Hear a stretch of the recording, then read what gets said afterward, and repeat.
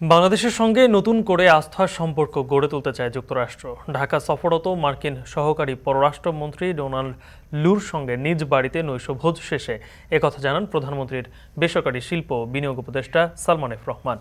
বৈঠক শেষে সালমান এফ রহমান সাংবাদিকদের বলেন, যুক্তরাষ্ট্র বাংলাদেশের অনেক খাতে কাজ করতে আগ্রহী।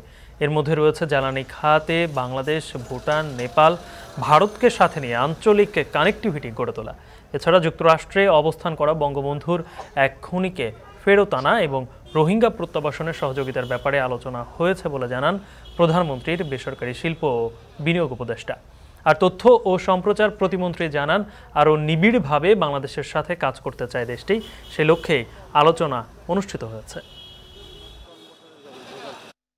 আইএলওর সাথে যে আমাদের লেবার রাইটসটা, লেবার নিয়ে যে কথা হচ্ছে সেটা নিয়েও তারা বলেছে যদি আমরা যে আইএলও রোড ম্যাপটা ওনাদের যেটা আমাকে বলেছে আমাদের যে শ্রমনীতি আর শ্রম আইনটা যেটা করার এটার সাথে তারা বলেছে আইএলওর সাথে আমরা কিন্তু একদম একমত। আইএলও যা চাচ্ছে তা আমরাও তাই চাচ্ছি। বাংলাদেশের সাথে, এদেশের মানুষের সাথে, সরকারের সাথে কিভাবে আরো নিবিড়ভাবে তারা আগামী দিনে কাজ করতে পারে এবং করতে চায়, এই বিষয়টি, এই মনোভাবটাই তারা প্রকাশ করেছে।